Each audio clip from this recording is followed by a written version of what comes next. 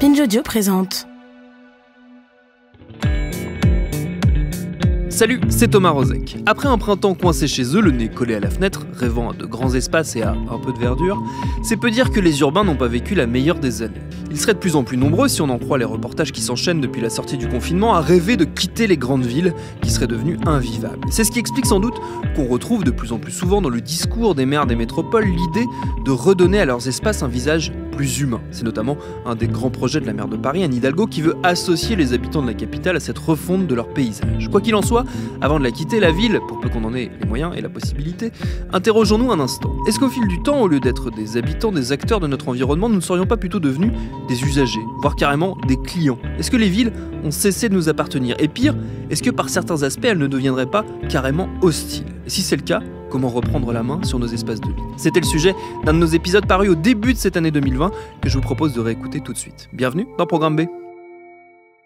Ces interrogations, je les avais soumises à l'époque, c'était en janvier dernier, au chercheur Michael Labbé. Il est spécialiste d'architecture et maître de conférences en esthétique et philosophie de l'art à l'université de Strasbourg. Il a signé en 2020 donc le livre Reprendre la place, paru aux éditions Payot, un livre sous-titré Contre l'architecture du mépris, un concept sur lequel on va revenir. Avant tout, j'avais commencé par lui demander de quelle manière la ville pouvait se rendre hostile à ses habitants. Je pense qu'il y a sans aucun doute plusieurs manières dont elle peut se rendre hostile aux habitants. Je dirais dans des manières parfois assez microscopiques ou anodines en apparence, en créant une forme d'hostilité ou d'antagonisme entre certains habitants et d'autres par la mise en forme des espaces. Je pense ici à l'exemple, je dirais, assez paradigmatique du mobilier anti-SDF qui les criminalise par et dans les aménagements urbains d'une manière qui est relativement perverse, mais on pourra peut-être y revenir ici, jusqu'à des formes de dépossession qui peuvent passer par de la privatisation au fond, où des habitants se sentent en quelque sorte dépossédés des lieux mêmes où ils passent leur vie, où ils ne peuvent plus faire exactement tout ce qu'ils pourraient potentiellement imaginer faire. Il y a le phénomène du surtourisme aussi qui dépossède en quelque sorte, soit pendant des périodes longues, soit occasionnellement les habitants de leur propre lieu.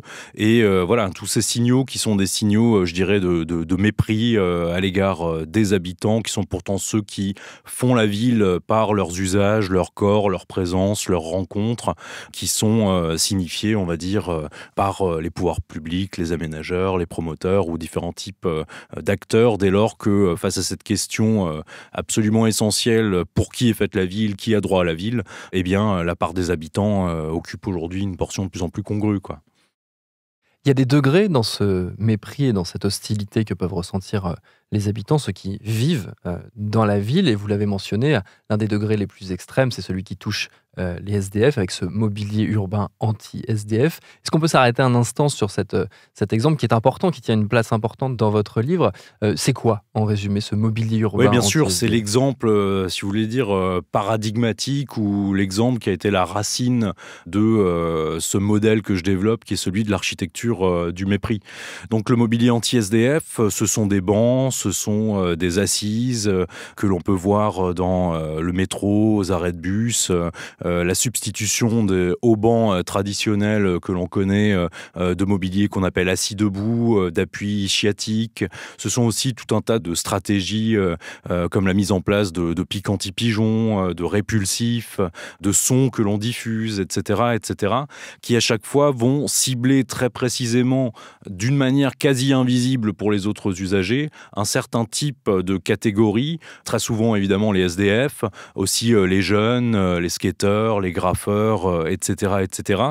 Et ce sont tous au fond des dispositifs assez pervers, parce qu'en réalité il n'y a là qu'un banc. Il n'y a pas de policier, il n'y a pas de juge, il n'y a pas de loi injuste, etc. Vous dites on ne peut pas s'opposer Exactement. à un banc. On ne peut pas aller dire à Absolument, un banc. c'est d'ailleurs l'une des paroles qui est rapportée par l'un des usagers, par l'un des SDF. Il y a un jeune étudiant londonien qui a passé quelques années à la rue par un malheur de la vie, etc. Et qui disait qu'au fond, toute l'écologie urbaine, toute la géographie urbaine du jour au lendemain avait changé pour lui. Mais ce qui, au fond, m'intéresse beaucoup dans le mobilier anti-SDF, c'est que ça fonctionne au mépris. en quelque sorte. Donc il n'y a pas de tort économique qui est directement fait au SDF. On ne lui retire pas d'argent, il n'y a pas de tort juridique, mais il y a une violence extrême sur la formation de son identité, parce qu'au fond, lui sait très bien que par ce simple banc, on lui dit qu'il n'est pas le bienvenu, qu'il est un citoyen de seconde zone, etc., etc. Donc dans les villes néolibérales contemporaines qui sont obsédées par leur image et dont, on va dire, l'un des ressorts d'attractivité majeure, c'est aujourd'hui l'image, eh bien, on ne tolère plus certains de ces indésirables, et donc on ne veut pas non plus voir des flics déloger des gens, etc., etc. Donc on met des bancs qui agissent en quelque sorte au mépris. Mais là aussi, on pourra sans doute y revenir, en ciblant certaines catégories d'usagers, parce qu'il faut rappeler qu'un SDF est au même titre que chacun de nous un usager de la ville, eh bien, on est tous affectés en réalité. Justement, vous décrivez un phénomène qui est intéressant quand on est soi-même citadin, on va dire, parce qu'il part de votre expérience à vous concrète. Vous décrivez la tension qu'il y a entre le fait de bénéficier des aménagements urbains et du renouveau urbain, avec des espaces qui sont agréables, sympathiques, quand on a les moyens d'en profiter, et en même temps de percevoir, de se rendre compte de la violence symbolique. Oui, absolument. Le point de départ de ce livre, c'est mon expérience d'une place strasbourgeoise qui avait été récemment réaménagée. C'était une ancienne gare de bus Eurolines un peu sordide, avec des troquets pas spécialement sexy, etc., qui a été réaménagée dans une place qui est devenue un peu de place to be à Strasbourg, où tous les actifs, les bobos comme moi, etc., on va boire des verres, on paye des IPA à 7 € et on est très heureux, etc. Donc une place que j'ai pas mal fréquentée moi-même. Et un jour, je me suis aperçu, parce que je le savais théoriquement, qu'il y avait ce mobilier anti-SDF sur la place. Et donc, je me suis dit, au fond, qu'est-ce qu'on veut me dire, même à moi, par là? Est-ce qu'on ne réduit pas aussi mon type d'identité? Est-ce que le fait que moi, je vais pouvoir jouir de ces lieux, ça présuppose que me serait insupportable la présence d'autres types d'usagers, à savoir des SDF? Et au fond, j'ai regardé un peu le devenir de cette place en général. Ce phénomène absolument délirant et inquiétant qu'on appelle la barification des cafés. Donc ces cafés qui s'appellent cafés, évidemment, mais qui servent plus de boissons chaudes après 17 heures. Tous les troquets un peu folkloriques ou qui faisaient l'identité et la singularité de la place ont progressivement disparu pour des cafés extrêmement standardisés, uniformisés, qui ont tous les mêmes produits, etc. Donc le vieux troquet qui fermait à 4 heures du matin avec un patron un peu étrange, etc., avec des verres à somme modique. Tout a changé dans cette place, apparemment pour le mieux. Je regrette pas du tout la vieille gare de bus Eurolines, mais en même temps, voilà, ce mieux, il semble se payer d'une certaine violence et d'une certaine exclusion à l'égard de certains. Et encore une fois, je pense, même pour les privilégiés qui se lovent dans ce type d'espace, du fait de l'appauvrissement des usages, des interactions, c'est extrêmement mutilant aussi, quoi. Par qui elle est pensée, cette architecture du mépris, et pourquoi elle est pensée? Alors, ça, c'est une question qui est évidemment complexe. Alors, évidemment, il y a des sociétés, il y a des designers à l'invention et à l'inventivité absolument extrême qui ont pu être à l'origine de ce mobilier défensif ou de cette architecture hostile. Il y a des municipalités qui ont passé commande, notamment en Angleterre, au départ. Donc, il y a bien des gens qui, en quelque sorte, ont intérêt à mettre cela dans l'espace. Mais il y a une anecdote qu'on pourrait raconter, c'est-à-dire que j'étais à Strasbourg sur la place que je décrivais juste auparavant, et j'y faisais une déambulation urbaine avec le directeur de l'urbanisme de la ville de Strasbourg. Donc quelqu'un qui apparemment est très au courant de ce qui se passe évidemment dans la ville. Et je suis sur la place, je lui demande, mais qui a mis ce mobilier? Et il m'a dit, je sais pas. Et je pense qu'il n'était pas insincère. Je pense qu'il n'a pas forcément menti. C'est-à-dire que, en réalité, ce mobilier, il essaime, par exemple, et les autres phénomènes que je décris également, à une échelle quasiment planétaire aujourd'hui. Et donc, il y a des effets quasi mécaniques, quasi systémiques, etc. Et des gens qui se rendent pas bien compte de ce qu'ils font non plus, en se disant que mettre ces bancs, c'est pas si grave, puisque en réalité, ça résoudra un problème, des conflits d'usage potentiels. Et dans l'inconscient absolument sécuritaire de l'aménagement urbain aujourd'hui, ça semble parfois une sorte de solution de facilité ou d'évidence, mais on ne se rend pas compte au fond que d'installer ce simple banc Ça a des conséquences assez terrifiantes, d'abord et avant tout sur les plus vulnérables d'entre nous, mais également sur nous tous en tant que corps social, en tant que nous, puisque ça crée de l'hostilité. J'en veux pour preuve que maintenant, dans certaines villes aux États-Unis, ce sont les habitants eux-mêmes qui vont chercher le mobilier anti-SDF pour les mettre devant leur maison.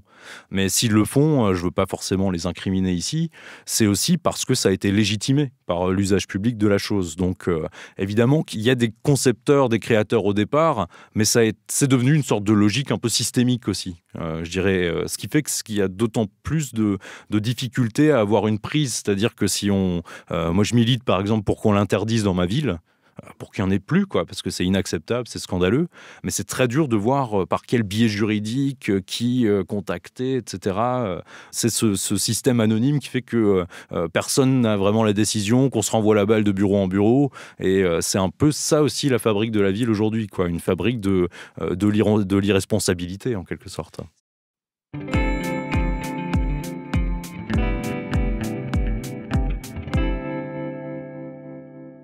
C'est aussi une fabrique de l'individualité.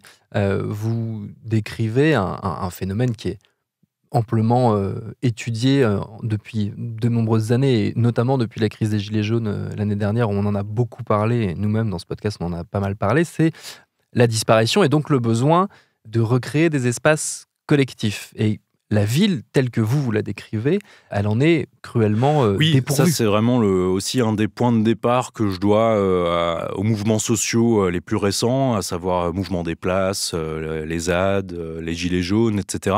C'est un peu le fil rouge du livre, c'est-à-dire à la fois ce désir de communauté et de collectivité, mais on s'aperçoit qu'on ne peut pas faire du nous, on ne peut pas faire du commun n'importe où. Ou pas non plus nulle part. Il faut un lieu, il faut un où, et selon où vous vous installez, la forme de votre communauté sera tout à fait différente. Or, dans la fabrique néolibérale de la ville, qui est une fabrique qui dépossède les habitants, mutile leurs possibilités collectives d'être ensemble, etc., ça semble en quelque sorte irrespirable. Et donc, on va se réinventer ailleurs, dans des territoires hors ville, face à l'urgence d'un projet d'infrastructure qui menacent l'habitation de la terre, etc. Sur des places, on va dire, de centralité, qui sont des places de revendication, comme dans Nuit debout, mais qui ne sont pas des lieux d'habitation au sens strict, ou selon cette invention absolument géniale qui est celle de l'investissement des ronds-points.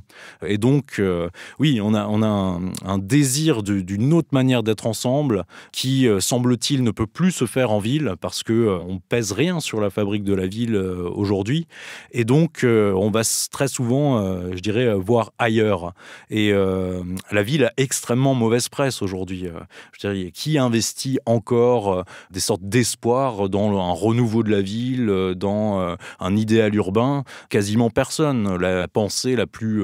une littérature absolument passionnante, etc., c'est toujours vivre hors de la ville, vivre sans la ville, vivre entre les brèches de la ville. Or, moi, il me semble que cette pensée-là aussi, elle s'exprime par des gens qui sont en ville et qu'elle pourrait porter d'abord sur une manière d'essayer de reprendre place là où on est, là où on vit, nos quartiers, nos lieux de loisirs, là où on emmène nos enfants, etc., etc. Justement, alors je vous retourne la question parce que ça fait partie du projet du livre. C'est pas uniquement un constat très négatif. Il y a une volonté de faire des propositions. Comment est-ce qu'on reprend la main sur la ville? Comment est-ce qu'on reprend place, pour reprendre le titre? Oui, tout à fait. Là, d'abord, il y a cette volonté peut-être d'importer au cœur même des lieux du quotidien ce qui est maintenant une partie du patrimoine politique qui a été mis en œuvre par ces mouvements. Gilets jaunes, ZAD, Place, etc. À savoir qu'au fond, ce concept de zone à défendre, si puissant, si fort, on voit qu'on peut l'importer dans nos quartiers. Nos quartiers sont devenus des zones à défendre. Enfin, c'est une des punchlines un peu du livre, si vous voulez. On peut le faire de deux manières.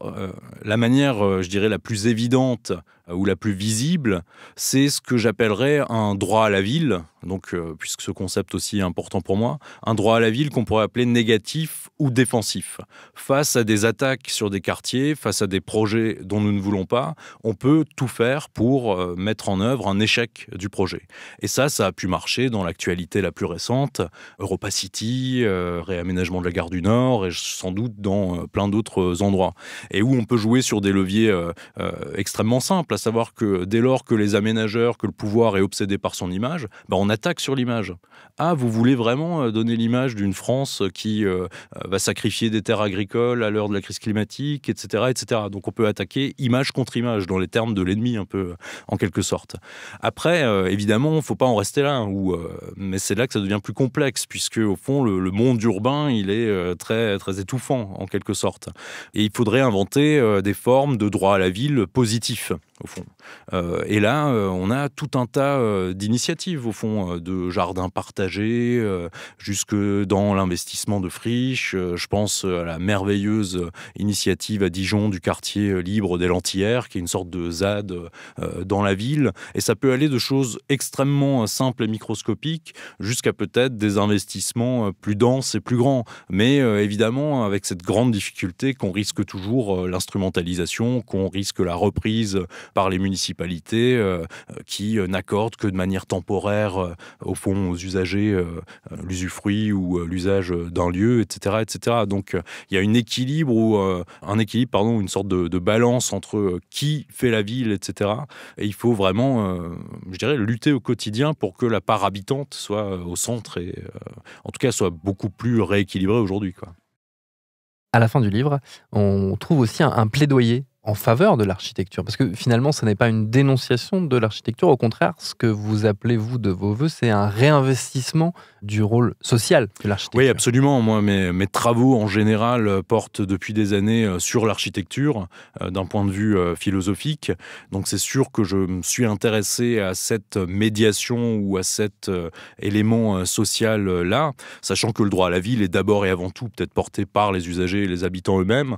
Mais aujourd'hui, au fond, dans cette ville qui est faite contre les habitants, dans ce moment social dans lequel on s'est rendu compte qu'il n'y a pas de nous sans un ou, je pense que, et j'en appelle aux architectes, pour réinvestir ou pour reprendre en main ce qui, à mon avis, fait le cœur de la discipline architecturale. L'architecture, c'est pas simplement résoudre des problèmes techniques, c'est pas simplement mettre en œuvre de belles formes, c'est une discipline qui, parce qu'elle produit des choses qui sont au cœur même du social, rendent possible, rendent impossible, etc. C'est une discipline éthique et sociale.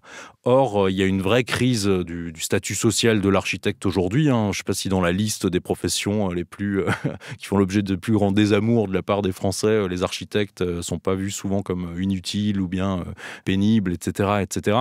Donc, ils sont empêchés de faire architecture, même dans les manières dont la promotion se fait, dont les marchés publics sont attribués, etc.